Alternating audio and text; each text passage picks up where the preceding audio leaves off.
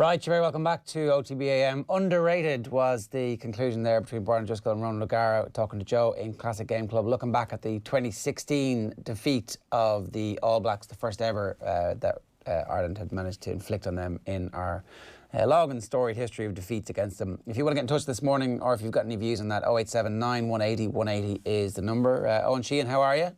Very well, Ger. What's the crack? You were in Chicago famously for that game, obviously, weren't you? It still hurts. Still hurts to this day. What a shame. What a thing to miss out on. You know, Donald Trump will never be elected President of the United States again. Chicago Cubs will most certainly not win the World Series in the same city that Ireland are beating the All Blacks in again. I'm confident of that much. Probably the former is more likely.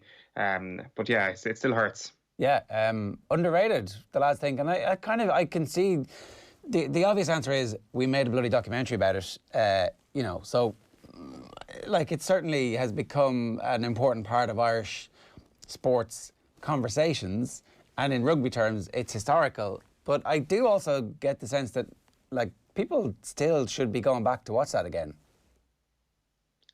I haven't watched it since. I kind of watched it at the time. Maybe it's to do with the pain of actually not being there to see it. It is the ultimate instance of FOMO not being there. Yeah, we had a great weekend. It was like literally one of the all-time great weekends. It was absolutely amazing. From the moment the plane arrived and the Cubs, the millions of people.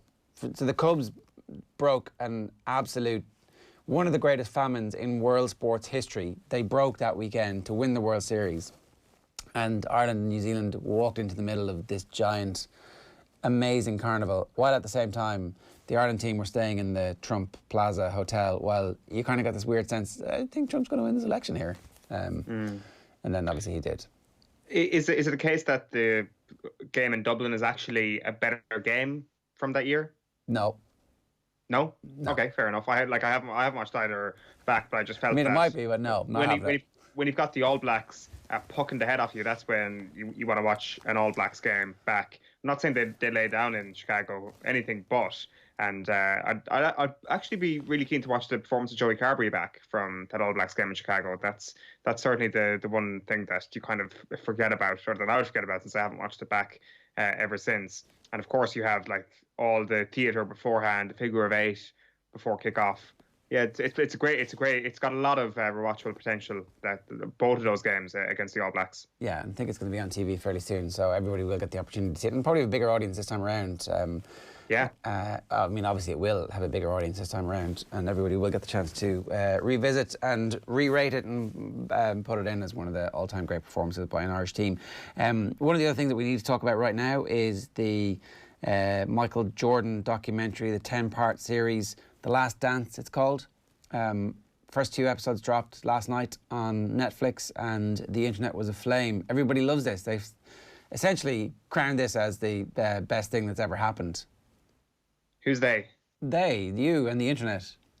Me? I'm not sure if I would go that far. I'm not sure about I haven't seen too many critical reviews just yet. I've just got all the reading I've done around this has been around the storylines that we've seen displayed, and it depends what you want from a documentary. Do you want to be entertained? Do you want something that looks pretty, or do you want to find out new things about people? And certainly I would kind of fall into the later category, that the most important thing for any piece of work is how much do we glean from it, and what are the new things that we learned. And on first viewing, you do feel that there isn't a whole pile of new things that you learn. It looks amazing, and the footage is fantastic, especially the new footage that's been sitting there in some shelf in Bristol, Connecticut for the last 22 years.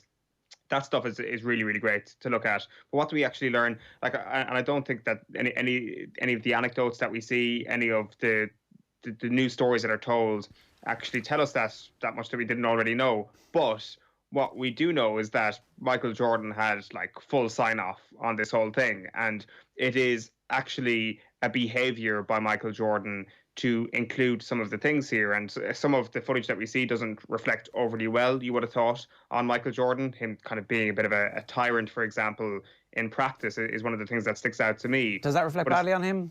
But I was just about to say, he is okay with that going in. So he obviously is like, yeah, I want that in. I want that in. That scene where a French guy comes up and asks me for an autograph and my handler has to step in to say, no, you're not getting an autograph now. I want that in my documentary. I want to address the fact that Scottie Pippen was being really selfish when he was going for his pay rise and delayed his surgery in 1997. I want that in my documentary. And I think that speaks volumes about Michael Jordan. That is the thing that we learned about Michael Jordan, that even at this remove, 22 years later, he still wants to be the alpha dog. I think, so you're obviously very mad into your NBA, so you probably know all of the various tectonic plates of the GM being a slightly weird individual, this being Phil Jackson, the end of the Phil Jackson era, and us all knowing that Phil Jackson goes on to have an equally brilliant career with Kobe Bryant, where he repeats the trick that he had with the Bulls, with the Lakers, which suggests that he is absolutely one of the greatest sports coaches of all time, and not just somebody who was coattailing it with Michael Jordan, whereas the GM clearly was. And that kind of those rounds, I didn't know enough about. I knew none of that stuff. So you see Jordan, the GM. There's the line in it. Jerry Krause grew up a fat, ugly kid who was bullied all the time and wanted credit for what was happening here. He was a two-time GM of the year, and in fairness, he did trade up and get Scottie Pippen, who was the perfect foil for Michael Jordan. He did manage to steal Scottie Pippen from somebody else, and so he probably deserved a little bit of the credit, but not as much as he was essentially breaking up the team, breaking up the band, not paying Scottie Pippen enough. Jordan constantly, and bear in mind, this is the most famous athlete on the planet, constantly undercutting him. You're going to practice the layups today? We're going to have to lower the ring for you. But it's such a dick move by Michael Jordan. And it's not once. It's not once. No. It's constant. It's throughout the film. And these are just the bits that they've shown us. So maybe he only did it twice. And in the 10,000 hours of footage, they found the two times that he was an absolute dick to this guy. But that's unlikely. There's another press conference where he's asked, what's your biggest challenge this year? And he looks up to the GM's office. And everybody kind of understands exactly what he means. I didn't know any of that stuff. And Jordan holds a grudge. 2009, when I'm not sure they're going to show this in later episodes, when he's getting inducted into the Hall of Fame in 2009, his only mention of Jerry Krause is, why the hell is he here? I sure as hell didn't invite him. He holds that grudge 11 years later. Krause is obviously, he passed away a couple of years ago. He's not in this documentary to defend himself. There is old footage of him actually in interviews with ESPN, I think it is, talking about some of the decision-making process. And you do feel for him. He is the biggest loser from the first few episodes of this, no question. He gets eviscerated, but you feel sorry for him because, as you said, Michael Jordan bullies him, Scottie Pippen bullies him. We are going to see the worst act of all, which is probably Phil Jackson getting pushed out of the Bulls as a result of Jerry Krause's behaviour. And that is the most egregious thing that he did with the franchise. He just completely got ahead of himself in terms of revamping this. He as you say, he wanted the credit, bit of small man syndrome perhaps, wanted to change things around in the franchise a little bit too soon, and that's going to be the next big threat for him. If he got destroyed in the first two episodes, just wait until the Jackson storyline comes down the line, because we've barely seen Phil Jackson so far in this. He's been a talking head, but his story is yet to come, and it's Dennis Rodman actually next week that they're going to focus on, which is going to be very, very interesting. Well, we know that Jackson has told us that Krause has told him that this is his last season. This is despite the fact that he has delivered at this stage 5 titles for the Bulls as the head coach, arriving at a time when they were completely moribund. Now, obviously, Jordan arrives at the same time, but look, we'll get into that. Look, I think it's good. I think it's very good. I didn't know a lot of this stuff, and I hadn't grown up watching NBA. I hadn't watched Michael Jordan fly through the air the way Michael Jordan flies through the air in this. And when you see him fly through the air, you're like, oh, I get it now. I understand exactly why a talent like this completely changes the context of a sport and becomes such an icon. His ability to hang in the air is unbelievable. It makes no sense. And there's brilliant footage of a bunch of people in the league when he's arriving going, well, I mean, he's what, 6'6", 6'7". He's not 7 foot. He's not gonna carry a team on his own. He's not gonna take this league over. He's too small.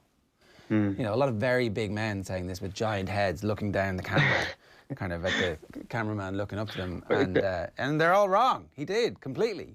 Can I just ask you actually just about the comparisons with OJ Made in America, because it's a fair comparison to make. The producers have actually pointed out seeing OJ, I think it was at Sundance, and they were saying to themselves, right, okay, there's a documentary that's been made over multiple hours. We've got this goldmine of Jordan content. Maybe this is how we pitch it to Jordan, that it is this month-long event, and that's exactly what happened. So to make a comparison with OJ is totally fair, because OJ was an inspiration for this documentary, the OJ doc, I should say.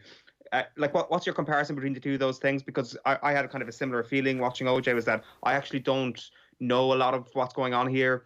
Or I'd never kind of associated myself with a lot of the information before, but I know it's all out there. It's all kind of societal things. It's just really well presented. How does that differ, like, in terms of actual journalism and new information that have been gleaned? Well, I think if you consider back the first couple of episodes of OJ, it's about the history of Black Los Angeles. Yeah.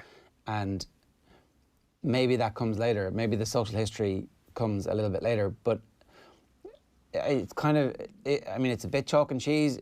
It's like Ulysses is the story of a single day, and it's this great novel that everybody talks about. There are the Dickens novels that are like, you know, multi-serial, 700 pages of tiny text that are just completely different books, and you're like, oh, these are both novels, they're exactly the same thing, but actually they're not. So I think it's a bit chalk and cheese, because OJ is the story of race in America, and this is the story of the first billionaire athletes. And I think that's the micro focus on Jordan is what is actually the hook to suck you in. Like, either that's going to carry it or it's not. And I can't say if it's going to be successful yet, because there's another 8 episodes to go. So, but the strength of it might be found in how they deal with the Republicans buy sneakers too comments. Like, how deep they go into that. Will they get something new on that? Perhaps not. I think every time he's been asked about that in the past, he's brushed it off as a misquote. And even the journalist, who I should say, he does work for the Chicago Bulls franchise at the moment, even the journalist at the time has kind of wrote back on the actual comment, which is a little bit disappointing. But if they get something new on that, or if they get a new view from Michael Jordan himself on that, then it'll be a huge success. Yeah, well, yeah, or maybe Michael Jordan's just an athlete. Like, and maybe he's not a leader of anything other than making money and being the best basketball player of all time. And, like, that's just his story. People will be disappointed, other people will be delighted. But so if the story is just his story, like, then that's fine. With OJ, I think, because it was such a product of the time, and the racial currents that was explained in so easily digestible fashion, where you could trace these moments and go, well, that's a hinge point, that's another hinge point, that's another hinge point, this leads to the riots, and that ends up with this character of OJ being a caricature that the white media is delighted to have front and centre and go, oh no, look, we're grand, we've got OJ. And then yeah, there was, artistically, you have to say, they seem quite similar. Of course, it's very different subject matter. You're watching kind of like a montage of riots, as you say, in the OJ documentary, and you got Kool and the Gang as the music. Whereas here, you're watching Michael Jordan score 63 points against the Boston Celtics with LL Cool J as the soundtrack. But it just kind of felt the same watching it, even though the subject matter is entirely different, and one focuses on society, one focuses on sport. But at the same time, when you're like, there's nothing I could do to help myself thinking, God, this kind of feels as special as that last multi-part series that ESPN went big on. Well, that's what they want. That's absolutely what they want. So we've got a good hour of analysis coming with Jarlath Regan, with Kieran Donaghy and Ronan Mullen coming your way from 9 o'clock. So we'll get into that a little bit later on. If you have any thoughts on that, or you want us to talk about anything else, then feel free to get in touch. Use the hashtag OTB AM. What are we at? 14 minutes past 8 here on Tuesday, the 21st of April. Arsenal say the 12.5% pay cuts its staff are taking are based on the presumption the current season will be completed. Mikel Arteta, all first-team staff and his backroom team have voluntarily agreed to the cuts. The club say they'll repay agreed amounts if they meet certain targets in the seasons ahead on the pitch. Some prominent German politicians are open to the Bundesliga resuming next month. Football in the country is suspended until the 30th of April. The federal government have outlawed mass gatherings until August 31st, but the prime ministers of 2 regions say games can resume behind closed doors, provided league officials can prove their safety measures are watertight. So it's your job to make sure that your safety measures are fine, not ours. So anyway, in rugby, an unexpected dispensing error led to Munster prop James Cronin failing a drugs test. The 29-year-old tested positive for 2 banned substances after November's Heineken European Champions Cup game away to Racing. Cronin has been banned for 1 month until the 16th of May. He says the episode has taught him a valuable lesson. Obviously, he won't miss a single game. Leinster head coach Leo Cullen says the province won't be signing any players in the summer. Cullen said the province will have a challenging few months with the current season still to be completed, when some players will be out of contract. Rob Kearney and Joe Tamani are among those whose deals expire on the 30th of June. The coach also admitted the province will be open to playing games behind closed doors if they were asked. And in show jumping, for the very first time since the Second World War, the Dublin Horse Show has been cancelled. Organisers say the scale of the July event meant that they had to make the call early. Around 100,000 patrons were due through the gates of the RDS for the 5-day event. Discussions are already underway about the staging of next year's horse show. Here's what's coming up for you on the show this morning. We've got sports pages next. We've got top 5 stories that we're covering for you. Maura Trassini-Kelly is going to join us at around about 8:35 this morning. And Off the Bull is the name of the 5-week podcast series. Is this, I mean, what, really? It's a Ronan Mullen special. Right. He's got a good knack for the puns. We all agreed, and there are at least 4 people in the world who agree that Off the Bull is a good name for a podcast. And Kieran Donaghy and Darla Regan are going to talk about The Last Dance. That's coming your way from 9 o'clock this morning. Use the hashtag OTB AM. Time for the papers. OTB AM. So offtheball.com is our first point. It was a revelation. This is David Coulthard speaking last night to Joe. I'll take to the grave, talking about confronting death. Very early on in his career with Williams, he ends up crashing, and it's before they have all the safety gear that they have, so there was no head and neck support, and there was also no tyres in front of the barrier, so he drew some conclusions from that. In rugby, we didn't see enough of that back line. That was Ronan O'Gara and Brian O'Driscoll talking about the All Blacks win. That was the classic game club we played a bit for you this morning. James Cronin banned for 1 month for unintentional doping violation. And then some more stuff there. We've got a big thing coming on Friday. Formal Friday, we're asking you to dress up. And if you dress up, take a picture and donate to Frontline Heroes. The GoFundMe is offtheball.com/donate. Nicky Rackard, it turns out there's a lot of appetite for people learning about historical figures in hurling. We should talk about this James Cronin situation. So Cronin tested positive after the Racing game, and the subsequent tribunal found that Cronin went to his pharmacy, was dispensed drugs for another James Cronin, took those drugs and subsequently tested positive. The drugs that he was dispensed were prednisone, was essentially the tablet, and that has a couple of constituent parts which showed up in the sample. He was supposed to get amoxicillin, so he was supposed to get fairly run-of-the-mill antibiotic because he was feeling sick, and took 5 tablets and 4 tablets as was described on the sheets, the bit of paper that comes with the drugs, whatever the hell that's called, the script, and subsequently obviously tested positive, got popped for that in a random drug test. The EPRC's hearing committee have accepted this, and this will now go to WADA for which I think is effectively a rubber stamping, but I'm not sure. So what does prednisone do? Why is prednisone something that people are familiar with, Owen? Well, people are very familiar with it because it's the substance that Chris Froome would have got his TUE for. So he got his TUE for prednisolone.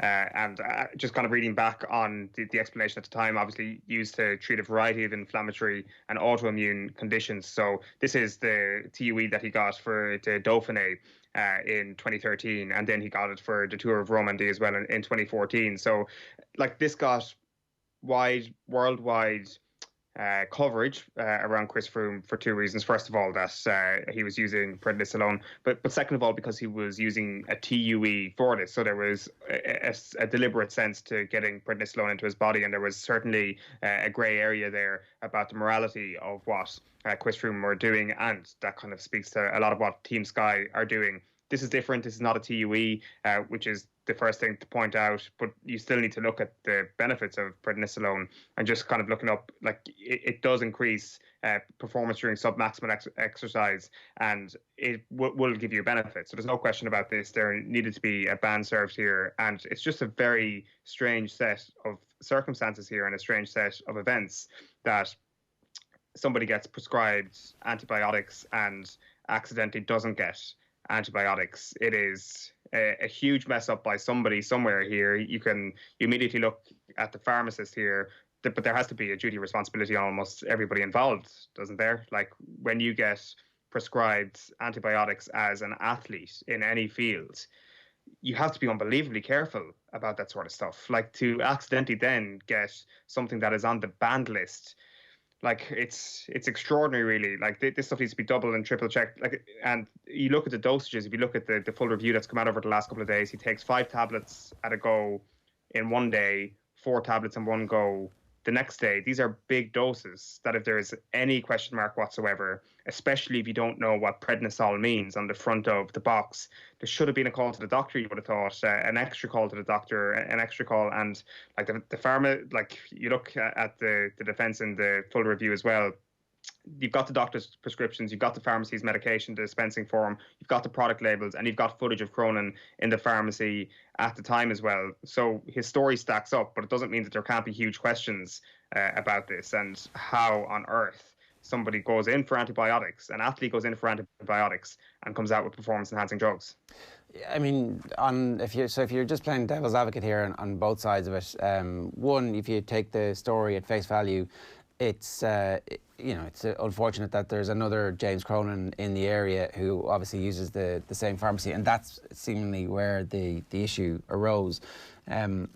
If you're to play devil's advocate and kind of just to tease it out, if you were trying to give one of your players a substance like prednisone, you would just get a TUE for it, though, right? That's if I was defending here, I'd be like, we could have just got a TUE for this. We didn't get a TUE for it. Like, there's loads of instances where we could say somebody needs this. We didn't do that. This isn't us trying to cheat. This is us, like, accidentally giving this guy something that he shouldn't have had. That's how I would defend it. Because, like, so I guess now let's take Munster out of it totally, because just for a second, if I wanted to take prednisol as a rugby player, is it easy enough for me to get a TUE for it? I don't know. Is it like? I mean, it is. It effectively, I need a doctor to prescribe me one, and I need to apply for it and say I had this condition. I would like to see all the TUEs. This gets us to the kind of the core issue. What are all the other TUEs that are out there? And again, we're not saying James Cronin had any TUE, but he didn't have one for this. So a TUE would have been totally fine. This wouldn't have been an issue. They would have tested. They would have seen that he had it in the system, and away you go. Obviously, they didn't, because they hadn't prescribed it to him, and he didn't need it. So it doesn't exist here. But it certainly does bring us back down to the medicalisation of sport and rugby, and also the bit where athletes need to be responsible for what they do themselves, where the point you made. 100%. I've got a prescription here, and the dosages are a bit different. So, like, most of us, when we get antibiotics, it's maybe you take the first one as soon as you get it, and then you take it at regular intervals afterwards. That's how I have administered amoxicillin to my kids, and that's how I've ever taken amoxicillin in the past. Maybe it's only when you have kids you start to get familiar with the names of these. So all of our kids would have had prednisone fairly regularly. It helps with chest infections that they get, which kind of happen every winter. So every winter they're always on it. It's a pain in the hole. You have to make it dissolve and then ram it into them some way. When they're absolutely tiny, you're kind of wrestling them like a steer. And so you do become familiar with the kids' ones are pink. I don't know why, but the grown-up ones aren't. I was just Googling them there. So you do become fairly familiar with the difference between these things. Maybe you don't become familiar with them when you're an athlete, but you should, right? Because, like, your body is your job, and you definitely have to have some responsibility for that. I think if you're putting 5 tablets into your body in one go, there has to be a huge level of scrutiny about what exactly this thing is. Like, I mean, you look at the high end of what the ban is here. James Cronin is getting the very bottom level of the ban here. It's just a month in comparison to what could have been, I think, a 4-year ban if there was actual, if they found that the action was deliberate. They found that it's not. But still, even if it is accidental, even though it is accidental, the whole process of him winding up with these tablets, I just think that if you're putting 5 tablets into your body at any one stage and then another 4 in one go the next day, like there just needs to be a bit more scrutiny there, and there is 100% a burden of responsibility on the player and definitely on the team doctor as well. Like the pharmacy, like it may seem like I'm giving the pharmacy an easy go here, but actually they're going to get the roughest rap here. You would assume. Maybe I don't know what happens with their relationship with the pharmacy or whatever, but I don't know who it is. But like there's enough blame to go around here. It doesn't like while they're going to investigate this, there is going to be another step on this, but you would assume it's case closed. They have taken the information, and it seems that the authorities are happy enough with, as I said, the kind of 4-step defence, which was the prescription, the dispensing form, the product labels, and then of course proof that Cronin was in the pharmacy at that time and he didn't get the medication from elsewhere. So they're happy enough at that level, but God, I don't know. It's not an amazing story to be quite honest. No, it's not great. But again, if I was defending, I would be saying, look, it's stupidity, not checking.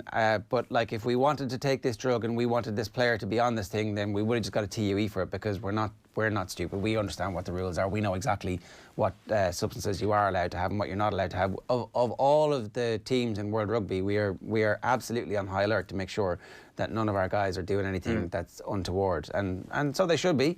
But so I maybe completely naively definitely in the camp that is like, I accept that this process here that you have described can happen, but that doesn't mean that there's not some like more. You need to have a heightened sense of personal responsibility when it comes, particularly when you're an athlete.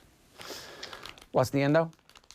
The Indo this morning is leading with that James Cronin story as well, that WADA are going to review the Cronin ban. So just to tell you what's happening here, WADA will assess the full written judgment of Munster prop James Cronin's 1-month ban for what has been described as an unintentional anti-doping violation. This is just part of WADA's standard procedure. His case will be reviewed in full, and it will be decided if a 1-month ban will be deemed to be a sufficient punishment. So WADA essentially get final say on this. The other story here in the back of the Irish Independent this morning is that the GAA are seeking clarification on Harris' views of mass gatherings. The GAA expected to seek more information. We were kind of speaking to Alan Milton about this yesterday, seeking more information from the Department of Health and Minister Simon Harris before bringing closure to a 2020 Inter-County Championship season.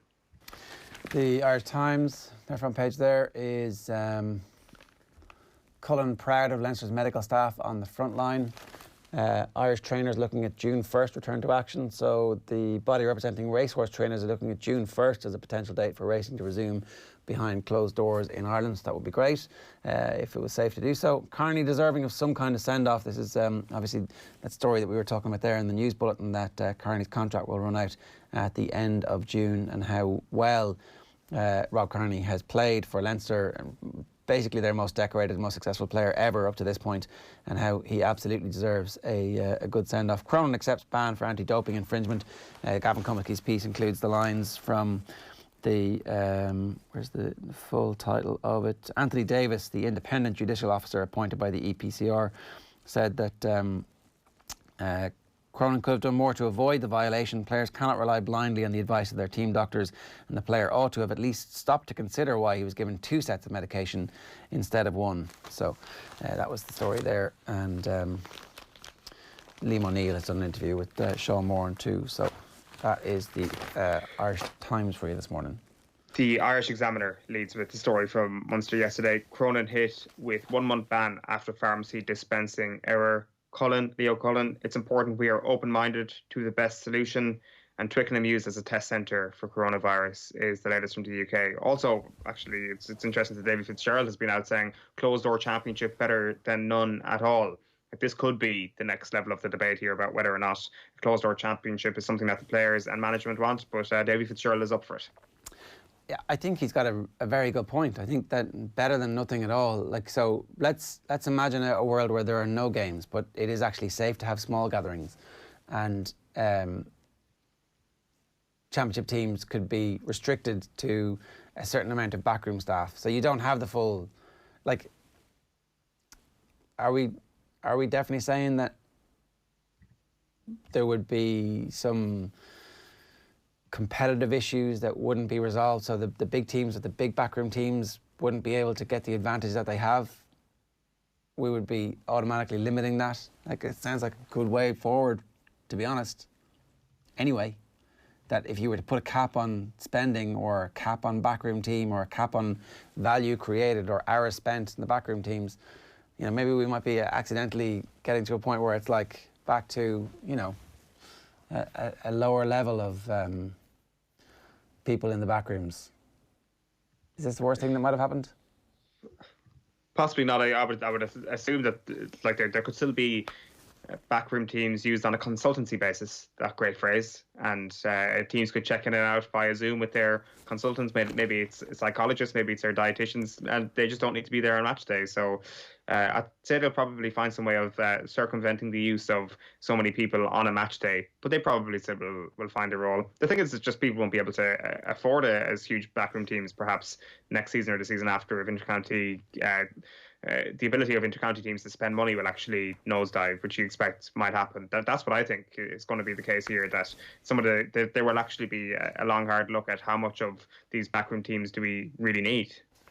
The Daily Mail this morning, Cronin banned, EPCR accept doping breach unintentional. Hall of Fame snub for Harrington is out of bounds and must be sorted. I didn't know this. Pádraig Harrington, controversy about the Golf Hall of Fame, which I didn't even know was a thing, and now there's controversy about it. So we can all row in behind this, obviously. Pádraig Harrington snubbed. First year he's available for it, and he's not one of the new inductees. And then the story at the bottom there is our story from yesterday. All Ireland may have to be finished in 2021. The Director of Communications for the GAA, Alan Milton, was with us yesterday morning to talk to us about some potential scenarios, and the Mail are picking up on that today. The London Independent this morning leads with a photograph there of Magnus Carlsen pioneering a new online chess event. The one sport, chess and darts, we can live on a diet of them for the foreseeable future. Arsenal squad and staff agree 12.5% pay cut, writes Tom Kershaw, and Novak Djokovic has said that his opposition to vaccines may prevent him from returning to tennis after the coronavirus pandemic. He has revealed himself to be an anti-vaxxer over the last couple of days. So I've got the Daily Mail next. I just did the Daily Mail, didn't I? Yeah, sorry, I skipped one there. I was supposed to do the Herald before that, so I can go on and do the UK Times next. So the UK Times, there you go. British plan to fill void left by Wimbledon. British tennis players could return to action this summer on home soil in a closed-doors tournament limited to 8 singles competitors and a handful of doubles teams. We'll all be watching every single serve and double fault and mediocre tennis that the mid-ranking English players can serve up for us. And there's Sun Heung-min, the Spurs forward, beginning military service in South Korea. A 3-week camp set to include an 18-mile march and live firing drills. So basically shooting guns and having the crack on quarantine for 3 weeks for Sun Heung-min and getting his military service out of the way and it not causing an issue for Spurs. So win-win-win-win-win for them. And spike in player depression. Every professional footballer in England has been sent a mental health survey after a number of players reporting symptoms of depression doubled in the wake of lockdown measures. And ball polishing. Ban saliva in ball polishing, Owen. How do you polish your balls? Do you use saliva? No, they're already very well polished, so absolutely no need for that sort of thing. Back page of the Mirror this morning is 350k a week, but Ozil snubs 12.5% pay cut. Highest paid star is one of the first team players to reject club plea as he waits to see full financial impact of coronavirus. 20 million thank yous for Rashford. Meanwhile, Marcus Rashford has revealed his pride at raising 20 million quid to help feed school children during the coronavirus pandemic. And now Deeney's annoyed with pay cut. Troy Deeney, the latest Premier League footballer to express football's anger with British Health Secretary Matt Hancock. And could GAA club action return? Fendley sees 9,533 reasons against it, pointing to the attendance issues that will come with a full return to normality down the line. Yeah, so we're not going to have games the way we had until there's a vaccine and until everybody gets it, or until antibody tests show that we all already had it. Anyway, so we should stop planning for those or stop hoping for that and plan for something different. The Herald, hard to stay apart in the field of play. This is threat to matches at all levels. GAA seeking clarification from Minister Simon Harris. And Shanghai back training. This is a Donncha Boyle story. That Shanghai GAA club are the envy of every GAA club in the world because they're back training, and that sounds pretty good, doesn't it? It's not bad. I'd say most athletes will be looking at them in envy. One of them may be Mesut Ozil, and he's on the back of the Irish Daily Star. Nozil is the headline. Mesut refuses to join Gunners in taking a pay cut. So he's one of 3 players who have refused to take their 12.5% pay cut. He's up for a pay deferral, but not for a cut. The Star have also been speaking to Curtis Fleming. I only had 4 hours to get out of India. He says you've got some nostalgia as well. 40 years ago this week, after the FAI Cup final between Limerick and Waterford United. It's Brian Gardner who's been in conversation with the Irish Daily Star, or he's photographed there at least. Irish fans to trip out. The Green Army will almost certainly be banned from Ireland's Euro 2020 playoff with Slovakia in Bratislava next autumn, and GAA may play into New Year. That's from Alan Milton's comments. Yeah. Do you think we're going to play Slovakia in the autumn? Could be behind closed doors. Yeah, I think that there's a possibility it could be behind closed doors. I think anybody who's got a notion of hopping on a plane and watching Ireland play football this year in Slovakia, I don't think that's going to happen. Okay, so that was the Star. The Telegraph, which I have. Talk amongst yourself there. Here we go. Telegraph back page is Arsenal risk unrest in split over pay cut. It's funny how Arsenal are the only ones who managed to screw this up to the point where we're reading about it every day. Like, what's going on at Spurs, what's going on at Chelsea, what's going on at Man United, what's going on at Liverpool. But no, it's Arsenal who are the focus of it. So, again, you just wonder about how well run behind the scenes that club is. Football warned of major obstacles to resuming season. Politicians and player representatives last night warned of the major obstacles that still exist before sport, and especially football, can resume. Nicola Sturgeon suggested that a coronavirus vaccine might be required before stadiums were fully reopened to fans, while FIFPro, the World Players Union, warned that players should not be pressurised to return before they felt safe. So, I mean, that's all obvious stuff, right? We kind of knew that this was going to be an issue. I've got the Guardian this morning. The lead story here is an interesting one. An interesting hypothesis. Advisor aware of possible virus link to Liverpool versus Atletico. This is obviously a game that went ahead on, was it Wednesday the 11th of March, and you had a lot of people flying over from Madrid, despite the fact that Madrid was already in a state of semi-lockdown at the time. So a couple of these sporting events being pointed out as some of the moments that really kick-started coronavirus in the UK and came out of United's price range as virus affects budget, writes Jamie Jackson. That there's been lots of talk over the last couple of days, especially from Wayne Rooney in his column at the weekend, that Manchester United should be rebuilding around Harry Kane, but they probably can't afford him if this article is to be believed, because everybody's going to struggle to actually fork out cash. £150 million is what you might need to pay for Harry Kane, because he's under contract until 2024. Are you paying 150 million quid in this climate? Probably not. You might pay over 100 million quid for someone like Jadon Sancho with a huge amount of potential still to come. Harry Kane's still a young man, obviously, but I'm not sure is he worth 150 million quid. No, I don't know. If it will be very interesting to see how well football recovers, or how quickly football recovers, especially once the TV deals, if they don't finish out and they have to give money back, then all of a sudden, because there will be clauses in all the sponsorship deals as well. So I think that the oil price crash in the last 24 hours is going to be very interesting to see if that persists, and if that's a real thing for the next couple of weeks as opposed to something technical thing. Then I don't see anybody spending 100 million on any footballer at any point in the next couple of years. So there's a bit of fantasy football going on in this. Last one for now is the Irish News. And the Irish News cover back page is Murray, we're overwhelmed by support after daughter's op. Antrim Ace now craving normality in family life and sport. And Milton, challenges ahead as GAA summer looks doomed. So Alan Milton's interview with us here this morning is on many of the back pages today, as the whole hope that we have some games in the summer is beginning to look a little bit unlikely. Just a reminder, obviously, Jarlath Regan's going to join us after 9 o'clock to talk about The Last Dance. He's got a new podcast called Inside Basketball, an Irishman abroad, part of his podcast network. You can check that out wherever you get your podcasts. Now, this Friday and Off the Ball, we want you to join us in supporting those in the front line by dressing up for Formal Friday. That's right. It's time to get up and get dressed. No more shorts all day. We want to see you running your 5K in your tuxedo.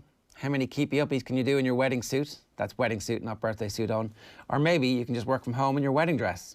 Post it on social media with the hashtag Formal Friday, and then get on to offtheball.com/donate to help raise funds for our frontline heroes. We're all going to be getting involved here in Off the Ball. It's for a great cause, so get on to offtheball.com/donate for more info.